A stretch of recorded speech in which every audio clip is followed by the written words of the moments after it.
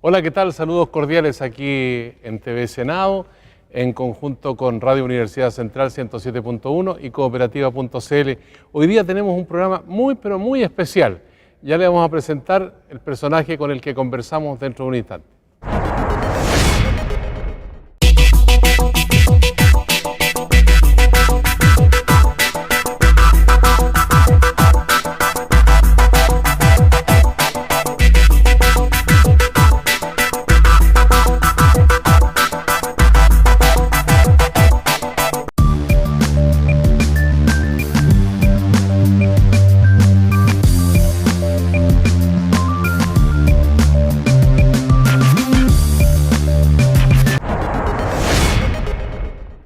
Bueno, ya estamos de vuelta con el senador Guido Girardi. ¿Cómo está, senador? Hola, ¿cómo están?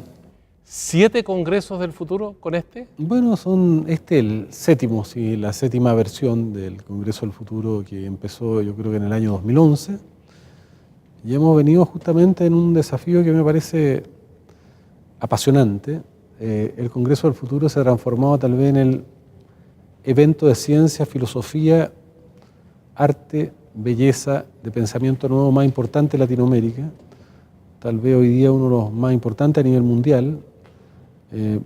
Congregamos a cerca de 100 entre científicos, filósofos, intelectuales de todas partes del mundo, en este caso vienen de 25 países, y a eso se agregan unos 40 chilenos, que hace que tenga un evento que dure una semana, donde se discute, se conversa, se aprende de las distintas fronteras que está viviendo la humanidad, tanto en los aspectos de la ciencia como de los cambios que está viviendo la sociedad, y que nosotros ya tenemos, por ejemplo, inscritos hoy día 30.000 personas que van a asistir presencialmente. Ya se cerraron las inscripciones y gracias un poco a todos nuestros media partners, el año pasado tuvimos cerca de 1,5 millones de personas siguiéndonos en las redes sociales o viendo esto por streaming, y es un desafío mayor. Además lo hacemos en 11 regiones, o sea, tampoco intentamos que esto no sea solo una cosa centralista. Descentralizado el Congreso del Futuro. Al máximo cuesta, porque yo diría que el Congreso del Futuro es un proceso terapéutico, es un punto de partida, no de llegada. Lo que estamos viviendo es lo que conversábamos hace un rato atrás. El mundo está cambiando y estamos viviendo un fenómeno que es disruptivo en el sentido siguiente.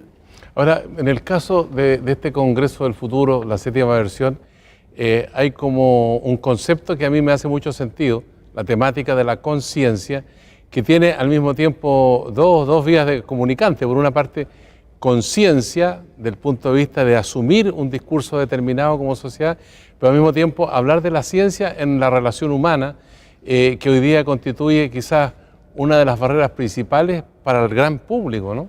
Bueno, primero conciencia, porque yo lo que te señalaba, la humanidad viene evolucionando, por lo menos hasta ahora, de acuerdo a lo que uno podría llamar leyes naturales o de la naturaleza, que es la evolución natural, la selección natural. Pero lo que estamos viviendo ahora es un fenómeno disruptivo. O sea, no es una evolución lineal, aquí hay un quiebre. El siglo XXI es un cambio de era, pero es un cambio de era que no tiene continuidad. O sea, no hay relación entre la era del siglo XX, que uno podría decir que fue una civilización analógica, vertical, racional, lineal, ¿no?, jerarquizada, ¿no?, de pensamiento jerarquizado, muy de arriba hacia abajo, y la estructura del pensamiento generó instituciones jerarquizadas, los estados, los países, los partidos políticos, las religiones, la televisión emite un contenido vertical, ¿no? Entonces ese mundo está llegando a su fin y está viniendo una nueva era, que es la era digital, que tiene otra velocidad. Un segundo en la era analógica no es nada. Un segundo en esta era digital puede representar el cambio de la humanidad en completa. O sea, hoy día 2/3 de las bolsas en el planeta están manejadas por algoritmos, y esos algoritmos toman una decisión en 0.0008 segundos. En un segundo pueden cambiar la historia de la humanidad económica. Entonces, hay un aceleramiento en esta era cuántica, en esta era de datos, de todos los procesos. Y tú ves como las redes sociales nos presionan a la inmediatez y generan la dificultad de reflexionar. Hay reacción y no reflexión. Entonces, el Congreso del Futuro es la toma de conciencia de que estamos transitando de una civilización a otra, de que viene un mundo que es totalmente nuevo, viene una nueva capa de la humanidad que es la era digital, con aspectos que son fundamentales para la vida, porque vamos a tener 10.000 millones de habitantes en el 2050, para que esa gente se pueda movilizar, comer, para que esa gente pueda acceder a vivir con una calidad de vida razonable. Es fundamental la era digital. Ahora hay un fenómeno intermedio ahí porque se habla mucho y en el discurso político ha estado presente en Chile y en otros países del crecimiento, el crecimiento, el crecimiento. Pero este crecimiento desorbitado en algún sentido, por ejemplo, con la explotación de las riquezas básicas, las materias primas, al final lleva a un estancamiento, digamos, de la persona humana que se pone al servicio de ese crecimiento y no hay una interrelación que permita, digamos, tener una perspectiva de futuro de una convivencia más racional, del uso de los recursos, por ejemplo. Un solo caso, el del agua, ¿no? El agua, por ejemplo, en el caso de Chile, hoy día está en manos privadas, digamos, está concesionada.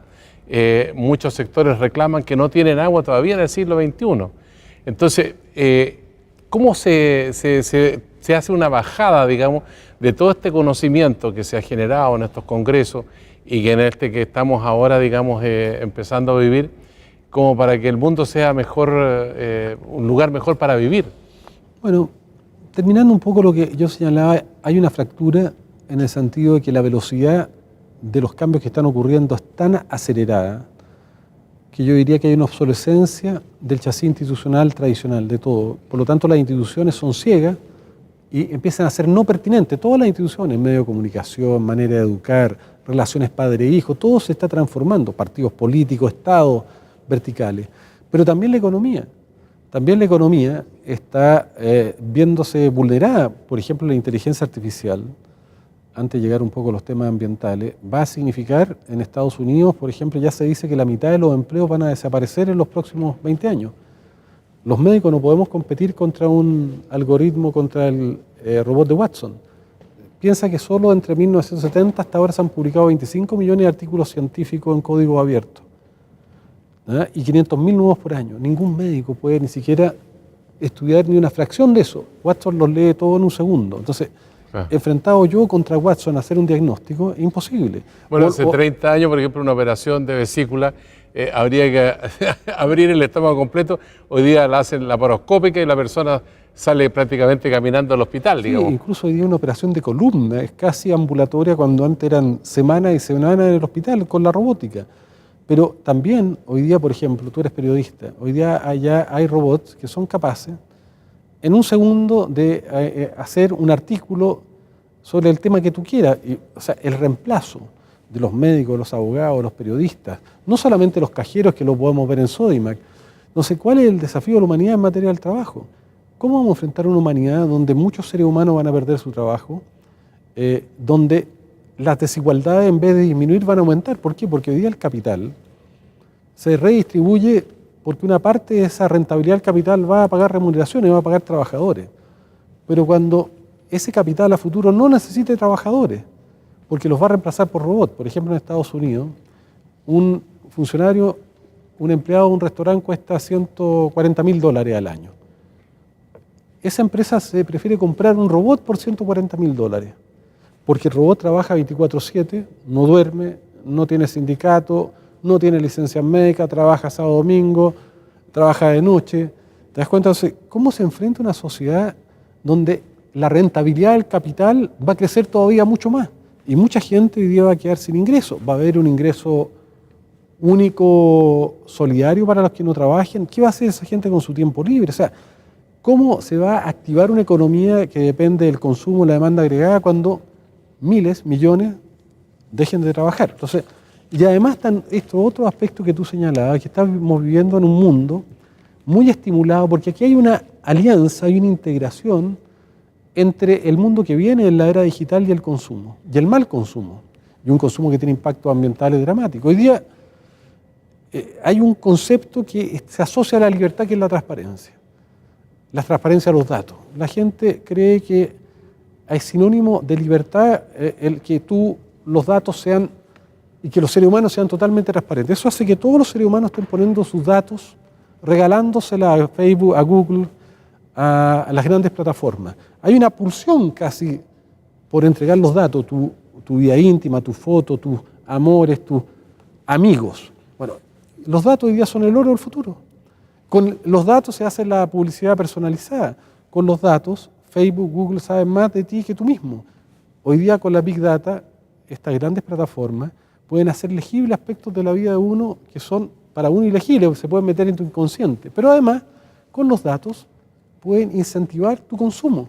Entonces, estamos en un mundo donde tus datos tú se los regalas, los datos son el oro del futuro, o sea, ¿cuánto vale Airbnb? ¿Cuánto valen Uber, que no tiene un solo taxi? Son datos. Entonces, estamos viviendo el mundo de la datificación de la sociedad y donde además todos estamos contribuyendo a regalar nuestros datos. Y con esos datos se incentiva el consumo, pero se incentiva un consumo que está teniendo en una dimensión que, ¿por qué yo la veo a discutir? Porque creo que el consumo hoy día se está transformando en la religión de nuestra humanidad, en el reemplazo y la ideología de nuestra humanidad. Antes, tu generación, la mía, luchamos por causa, por ideología, equivocada o no. Luchamos por la mística y la convicción. Por la religión, había utopía. Hoy día lo que te valía a ti en la vida, lo que te da sentido a la vida de las generaciones más jóvenes son las cosas. El acceso al consumo, son las marcas. Hoy día la religión, hoy día son las marcas. La dimensión aspiracional está en la marca, está en los productos, en las experiencias que tú vives. Entonces, eso hace que la política y todos los procesos se vayan privatizando, pero que además la presión sobre el medio ambiente sea brutal, porque viene el consumo de luz a lo bótalo. ¿Cuánto dura tu celular? Los 7 meses tú lo cambias, dice, aparece uno nuevo, la novedad. Entonces, eso está generando una presión sobre nuestro ecosistema, donde finalmente este consumo desmedido, este consumo que se transforma en la nueva religión, lo que te da sentido de vida, es al mismo tiempo un consumo que te va generando un costo ambiental, un costo social, pero lamentablemente el proceso democratizador tiene que ver con las cosas. ¿Cómo empieza esto? Primero la distinción, el iPhone 7, solo lo tiene la élite, ¿no es cierto? La élite, los líderes, los actores de cine, eso tienen iPhone 7. Y viene después, ¿qué cosa? La emulación, todos queremos ser como la élite, entonces todos emulamos tener eso, incluso acuérdate de los celulares de palo que andaban algunos. Y después viene la democratización, todos acceden al iPhone 7, esa es la libertad que estamos viviendo en la sociedad. Ahora la estructura de la sociedad ha ido cambiando también en función de estos fenómenos, ¿no es cierto?, de desarrollo, de progreso en el ámbito tecnológico. Y hoy día, por ejemplo, se habla poco de la clase obrera, se habla de una clase media, pero que es un espacio que nadie sabe dónde comienza ni dónde termina, digamos. Puede ser muy amplio. Incluso aquellos que son muy ricos muchas veces declaran ser de clase media. ¿Cómo se entiende este fenómeno en este mare magnum de una oferta en un mercado tan grande y donde hay una gran masa que no tiene la posibilidad de acceder, o si accede, accede con mucho sacrificio y con muchas horas al día, por ejemplo, que salen a las 6 de la mañana y llegan a las 10 de la noche a la casa, digamos? O sea, un sacrificio desde el punto de vista de la convivencia. Bueno, dos cosas. Yo creo que son muy interesantes que tú planteas, porque yo pienso que lo que está pasando en el mundo es que la dimensión aspiracional del éxito en la vida y del proyecto futuro de las personas, donde cómo las personas se ven en la sociedad, tiene que ver con las cosas. Y en Chile y en el mundo entero más avanzado, muchas personas que antes eran muy pobres, hace poquito tiempo atrás, lograron tener por primera vez en su vida su casita, su autito. Por primera vez uno de los hijos o una de las hijas fue a la universidad, generaciones que nunca habían tenido, viven en un mejor barrio, acceden a cierto nivel de consumo, pueden tener vacaciones, ¿te das cuenta? Y hoy día entonces existe una incertidumbre frente al futuro y el temor de perder eso que antes nosotros hablábamos de, no sé, de los grandes avances, porque los trabajadores lograron leyes sindicales. Hoy día no, hoy día para una parte de la sociedad el avance social tiene que ver con el poder acceder a este concepto de libertad, que es acceder a estos bienes y servicios que son fundamentales, y por lo tanto muchas veces la incertidumbre se genera en la sociedad cuando los puede perder. Y por eso yo creo que nosotros perdimos la elección, entre otras cosas, porque fuimos menos capaces que otros de ofrecer garantía de que la gente no iba a perder eso. Después, la segunda pregunta, esto de los proletarios de antes o los obreros de antes versus la clase media. Yo creo que la era digital también cambia el concepto de la sociedad. ¿Por qué? Porque en la era digital, cada uno de nosotros, cada obrero es empresario de sí mismo. Es empresario, es amo y esclavo de sí mismo. Porque el mundo de los datos hace que todos estamos 24/7 en lo que yo llamo el factor de exposición, ¿eh? Permanentemente poniéndonos justamente a la evaluación externa, ¿no? Y todos. En la ventana del ciberespacio. En la ventana del ciberespacio, porque eso es lo que hoy día te connota, eso es lo que te da identidad, te da sentido. Entonces, ¿qué pasa cuando todo el mundo es empresario de sí mismo? Cuando todo el mundo pone sus datos, cuando todo el mundo está todo el día justamente 150 veces se mira en promedio un teléfono inteligente.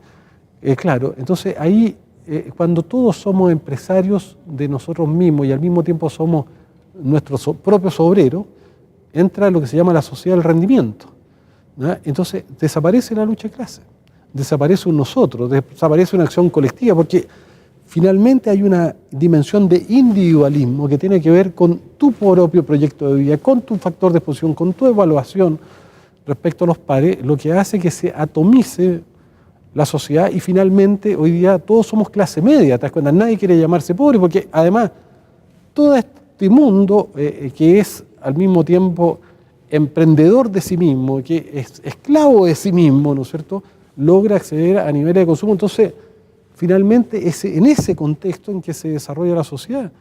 Y por eso que es un mundo nuevo, y por eso que este mundo de los datos es tan importante, porque un mundo donde todos le entregamos los datos, y donde los datos y las plataformas saben más de nosotros que nosotros mismos, incluso plantea un tema mayor, que es el fin del humanismo liberal, que dice que el que mejor sabe la decisión que tiene que tomar en la vida es cada cual de nosotros, el que mejor sabe por quién votar es cada uno de nosotros, el cliente siempre tiene la razón. ¿Qué pasa cuando Google, Facebook, Twitter sepan más de ti que tú mismo? O Amazon, sepan más de ti.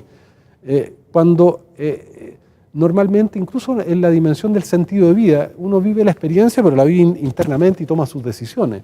Pero hoy día en la sociedad actual, lo que sucede es que tú vives en un mundo donde registras los datos, los pones en el flujo de datos, ¿no?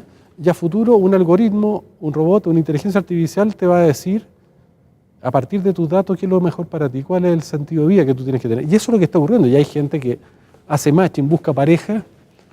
Esto ya está ocurriendo, ¿te das cuenta? Entonces, bueno, lo que viene es un desafío muy mayor de nuestra sociedad. Y por eso el Congreso del Futuro busca una comprensión de este mundo. Hacemos una pausa y hablamos de los contenidos del Congreso del Futuro. Estamos dialogando con uno de los artífices de este Congreso del Futuro, el senador Guido Girardi, aquí en TV Senado, en conjunto con Radio Universidad Central 107.1 y Cooperativa.cl. Una pausa y volvemos con usted.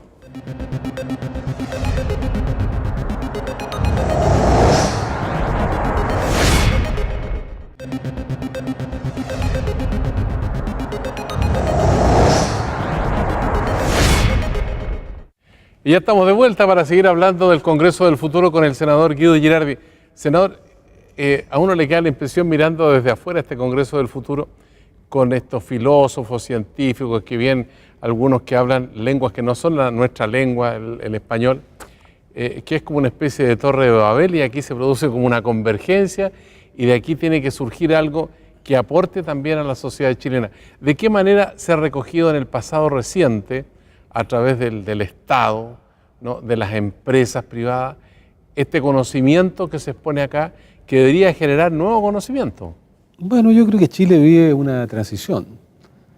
Está en el siglo XXI, a la velocidad del siglo XXI, que es lo que yo te decía, un segundo en el pasado no es nada. Hoy día un segundo puede cambiar la historia de la humanidad. En el pasado reciente, el futuro estaba adelante. Hoy día el futuro corre en paralelo al presente, es contemporáneo, el presente está modificando al presente, incluso al futuro.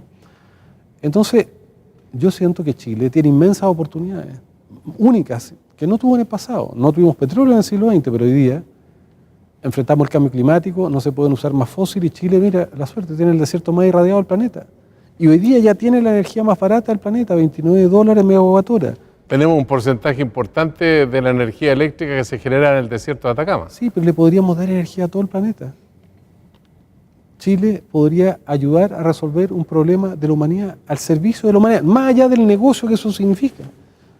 Cuando la humanidad necesita energía limpia, energía barata, tú sabes que el petróleo, el carbón, la más barata de la energía son $60 megawatt hora, y Chile ya tiene energía solar por la mitad del carbón.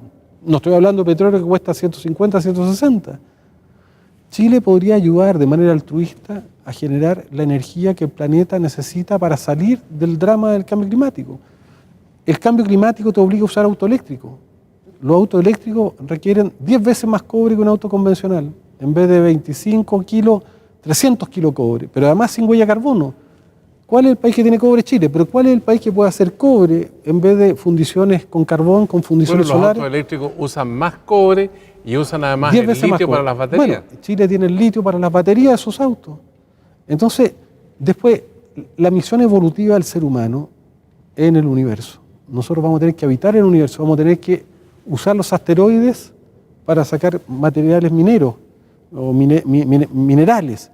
Bueno, el desafío de la humanidad es el espacio. ¿Dónde está la ventana del universo? ¿De dónde están los observatorios que van a descubrir los planetas habitables, que van a descubrir estos asteroides? Bueno, desde Chile sí va a estar el 80% de la capacidad de observación de todo el planeta. Entonces, un país, viene el tema alimentario, los infartos, los accidentes vasculares. Bueno, nosotros tenemos un alimento que se llama omega 3, que está fundamentalmente en nuestros recursos marinos, que Chile tiene las mayores concentraciones del mundo. Ese omega 3 epigenético, ¿en qué sentido? Enciende y apaga genes, y enciende los genes que protegen del infarto, del accidente vascular, y aumenta el desarrollo neuronal. Un oro del futuro. Luego tienes la Antártica, el principal laboratorio natural para el cambio climático, y además la geopolítica del futuro, porque allá va a estar el agua, están los recursos del futuro. Van a ser las guerras del futuro, dicen algunos. Bueno, entonces, el agua va a ser la guerra del futuro, porque el cambio climático, la presión que hace sobre el agua, y por eso lo que tú decías es muy importante. Todos los países del mundo, y Chile desde la colonia así lo tenía, el agua era un bien nacional de uso público, y Pinochet en su constitución del 80, uno de los daños más grandes que le hizo a la soberanía nacional fue haber privatizado el agua, que hoy día en muchas partes está en manos de privados que son extranjeros más encima. Pero sin agua no se puede vivir. Y por eso que hay muchos que decimos que el agua tiene que volver a ser un bien nacional de uso público. Ese es un problema mundial. Yo he estado mirando algunos documentales, por ejemplo, que hay sectores de California que fue irrigado prácticamente en toda su extensión, una zona agrícola, quizás una de las zonas agrícolas más trascendentes del mundo, y se están quedando sin agua también. Bueno, eso es un problema planetario, si el cambio climático. Pensemos una cosa, lo que estamos viviendo es una temperatura que de 1850 a la fecha, en 170 años, ha aumentado 0,87 grados. 0,87 grados han generado los cataclismos que hemos visto. Santa Lucía, aluviones en Chañaral, crisis de agua en California. Lo que vamos a vivir es mucho peor. En los próximos 20 años se espera que la temperatura aumente en 1,5 grados, siendo optimista, o en 2 grados. O sea, 2 veces o 3 veces lo que ha aumentado en 170 años. O sea, yo le quiero decir a los chilenos y chilenas que vamos a tener que aprender a vivir en una situación de catástrofe. Y por eso es que es importante la ciencia, para poder anticipar, para prevenirnos, para prepararnos. El Congreso del Futuro tiene temas que están relacionados con estas preocupaciones que usted plantea, senador, y al mismo tiempo vienen expertos que son de primer nivel. ¿Por qué no nos cuenta un poco de eso? Bueno, nosotros lo que hemos tratado es poner la frontera en todos los ámbitos. En la toma de conciencia respecto a estos cambios de civilización, la toma de conciencia en este mundo de los datos, donde nuestras vidas puede que termine siendo gobernada por las plataformas, por Google, por Facebook, que sepan más de nosotros por la inteligencia artificial. Hay un debate mundial. ¿Qué pasa cuando la inteligencia artificial sobrepase la inteligencia humana? ¿Qué pasa cuando los computadores se aprendan a programarse solo y no necesitan de la programación? Se programen solos. Ahí algunos dicen, en el fondo va a ser la diferencia que tienes tú con tu perro, donde tú vas a ser el perro y el computador inteligente va a ser el equivalente al ser humano, donde no podemos competir contra ellos. En un mundo donde lo que está creciendo exponencialmente son los datos, y los datos generan la inteligencia artificial, ningún sistema democrático, ningún ser humano, porque nuestro cerebro está limitado, incluso está dentro de una caja craneana. Los computadores pueden crecer infinitamente, La velocidad de procesamiento de datos de nuestras neuronas es lenta, es biológica. La era digital, los computadores procesan a la velocidad de la luz. Cero posibilidad de competir. Bueno, hay un pequeño dato, por ejemplo, a propósito de los camarógrafos que están trabajando con nosotros acá, ya están desapareciendo en algunos países del primer mundo, porque el director llega con una tarjeta y la pone en el computador y en la mesa de trabajo, que está diseñada para programar las cámaras para un determinado programa y no necesita camarógrafo. Bueno, pero todo va a cambiar. Viene el mundo holográfico, hablando de televisión y de cámara. A futuro, nosotros vamos a tener esta conversación sin estar acá. Tú vas a estar en tu casa, yo en mi casa, y a través de un sistema holográfico es tan rápida la velocidad de los procesos digitales, la velocidad de la luz, que todo está conectado con todo. Entonces, esta misma conversación, la gente la va a poder ver y va a ser virtual. Es decir, tú vas a estar en tu casa, yo voy a estar en mi casa, y la gente va a vivir esto como una experiencia real. La gente, Walmart acá va a hacer un acuerdo con Google, donde la gente va a ir al supermercado, va a llevar su carro, va a echar los productos, va a pasar por la caja, pero nunca va a haber estado en el supermercado, va a haber vivido la experiencia, que hoy día tú puedes ir al Museo Louvre de manera virtual, pero eso va a ser una realidad. Lo que viene es una fusión del mundo real con el mundo virtual, porque el mundo de los datos, esta era cuántica, es justamente eso, por su velocidad se genera una sincronía entre el mundo real y el mundo virtual. Y todo esto, el Congreso Futuro tiene que explicarlo, porque va a ser nuestra realidad, ya la estamos empezando a vivir. Ahora, entonces, vienen científicos de todas partes del mundo, ¿sí? Filósofos, justamente a hablar de estos temas. Viene la prolongación de la vida. Tú sabes que con CRISPR-Cas9, esta nueva revolución de la biotecnología, se pueden editar los genes. Te pueden poner genes que prolongan tu vida, te pueden poner genes que generan capacidad aumentada intelectuales, pueden ponerte genes que generan más fortaleza física.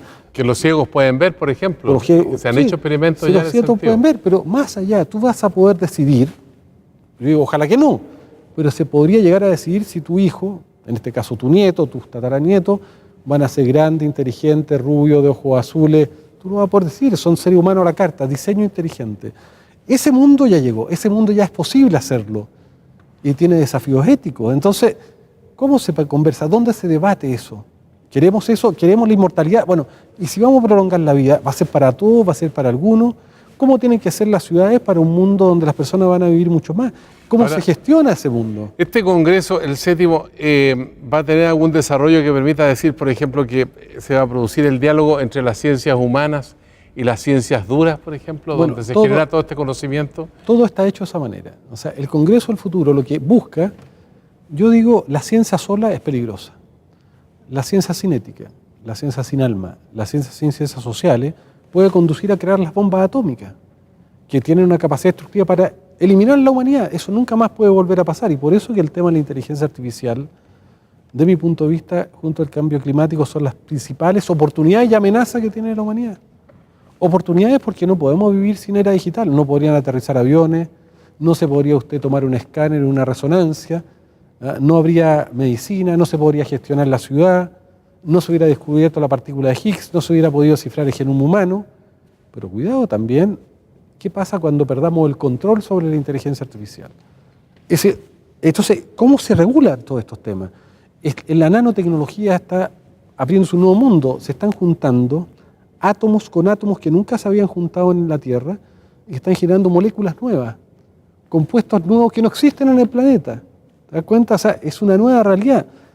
Pero además tú con la nanotecnología podrías producir nanorobots que podrían explorar tu cuerpo, o sea, también oportunidades, que pueden transmitir señales, imágenes. O sea, ¿cómo tú articulas esto? Pero el problema es que la nanotecnología, junto con la biología de síntesis, estos genomas sintéticos, junto con la inteligencia artificial, puede producir un mundo que a lo mejor no vamos a controlar. Hoy día ya Ray Kurzweil, que no es nada menor, que es el fundador de Silicon Valley, y Silicon Valley estoy hablando de algo serio. Ray Kurzweil es el jefe de inteligencia artificial no de cualquier empresa, de Google, y fundador de la Singularity University. Él lidera lo que se llama la visión transhumanista. Él dice que los seres humanos somos algoritmos biológicos que procesamos información, pero que somos obsoletos. Y que el transhumanismo es el momento en que las máquinas van a superar a los seres humanos y que los seres humanos van a ser inmortales. ¿No? Eso no lo dice cualquier persona, lo dice el líder que creó el concepto de Silicon Valley. Entonces, hay un debate sobre el mundo que queremos vivir, que me parece apasionante de todas maneras. Ahora, senador Guido Girardi, ¿cómo dialoga este avance espectacular del conocimiento, de la investigación científica, con la degradación de la política? No hace mucho se han publicado artículos muy fuertes y hasta un libro relacionado con el hombre que hoy día gobierna el país hasta el momento más poderoso de la Tierra y donde hay una responsabilidad muy grande en las decisiones que él toma y que recibe críticas desde todos los ámbitos. Incluso hace poco fueron los Globos de Oro y también surgen, digamos, a esas políticas que son tan radicalmente ultraconservadoras que se adoptan por el gobierno de Estados Unidos. Bueno, yo pienso que tú me decías cómo enfrentar esto. Yo te digo mezclando la ciencia con la filosofía, con el arte, la belleza, porque la ciencia sola tampoco es buena. Porque tenemos que construir una ciencia para una mejor humanidad, para un mejor ser humano, no para peor.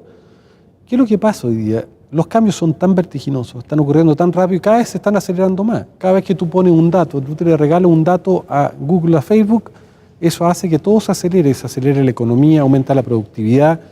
Mientras más datos, más pequeño eres tú. Porque en la inmensidad de datos nos vamos empequeñeciendo, no somos capaces de gestionar esos datos. Mientras más datos, más poderosas son las máquinas. Entonces, ¿qué es lo que pasa con esto? Cuando hay obsolescencia, porque hay obsolescencia en las instituciones, son de ayer, no comprenden la complejidad, no comprenden la era digital, son verticales, no son horizontales, no son colaborativas. Entonces, empieza a haber un desfase entre estas instituciones de pensamiento jerarquizado que no, es como que están en AM y la sociedad está en FM, no hay diálogo. Yeah. Entonces, ¿qué es lo que pasa ahí? Hay una irrelevancia a las instituciones, y hoy día todas las instituciones son irrelevantes. De hecho, yo te decía Uber viene a Chile, no necesita Estado, no necesita leyes, basta en una plataforma y se organizan fuera de la sociedad. Entonces, ¿cuál es el punto? Y por eso que el Congreso del Futuro es importante, Sergio, porque yo pienso que si no entendemos el mundo que estamos viviendo, si no entendemos que no basta una respuesta política que es insuficiente, si no entendemos que el problema es más profundo que una respuesta política, que vivimos un cambio de era, de civilización, que la era digital es otro planeta, es otra vida, que nuestros hijos están metidos en un mundo virtual ya, viven en la virtualidad. Si no entendemos eso, la política es obsoleta. Entonces, cuando la gente viene, tiene incertidumbres y no encuentra respuestas ni en la izquierda ni en la derecha. ¿Y dónde las busca? En los populismos. Hay populismos más malos como el de Trump, pero Trump representa una respuesta a la no respuesta del mundo tradicional frente a la incertidumbre y a los miedos de la sociedad americana con el cambio climático, con la pérdida del empleo, con la robótica, con todas estas cosas. Hay otras mejores. Macron, el Partido Socialista desaparece, la política tradicional de derecha se pulveriza y gana un personaje que finalmente es donde la gente siente que puede encontrar una respuesta. Y en Chile pasa también algo similar. Yo creo que Piñera, en cierta manera, representa la respuesta tal vez más sentida como más, yo diría, más concreta por parte de este mundo de incertidumbre. Además, la derecha fue inteligente porque fue capaz de acrecentar la incertidumbre. Habló del Chilezuela, de que iban a perder lo que habían adquirido. Bueno, entonces, yo lo que creo es que la carrera que tenemos que hacer todos es la lucha contra la obsolescencia, de las instituciones, pero también del ser humano. El ser humano, si no entiende lo que está pasando con la inteligencia artificial, puede también transformarse en un ser obsoleto. Ya con la robótica vamos a ser inútiles desde el punto de vista económico, porque no, las máquinas van a ser mejores trabajadores que nosotros, más fuertes, más inteligentes, trabajan 24/7, 52 semanas al año, no se enferman, no son seres vivos, ¿no? Casi va a ser un problema ser vivo, porque tienes todos los problemas asociados a la vida. Va a ser mejor ser máquina que... ¿Te das cuenta? Entonces, ya hay una potencialidad, ya ni siquiera van a ser los seres humanos para la guerra, porque los drones van a ser mucho más eficaces y eficientes. Ya se han usado drones. Y ya se están usando, sí, pero ¿te das cuenta? Viene un ser humano que puede, entre comillas, ser un ser humano inútil económica, militarmente, pero también un poco obsoleto. Si somos menos inteligentes que las máquinas, hoy día yo no puedo competir con Waze. Trata de competir con Waze, haz una competencia con Waze, decirle, ya Waze, voy a poner una dirección, ¿quién llega más rápido?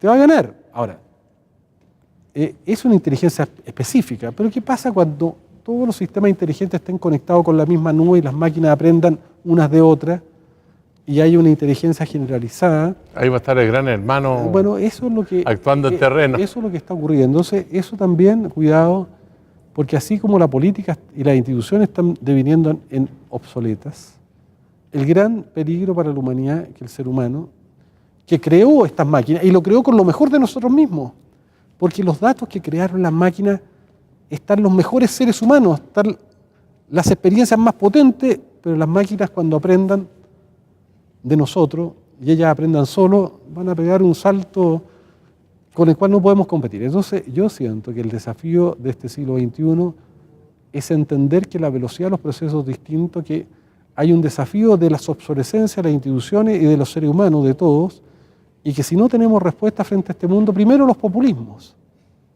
que son peligrosos, el debilitamiento de las instituciones democráticas, el debilitamiento de instituciones de mediación.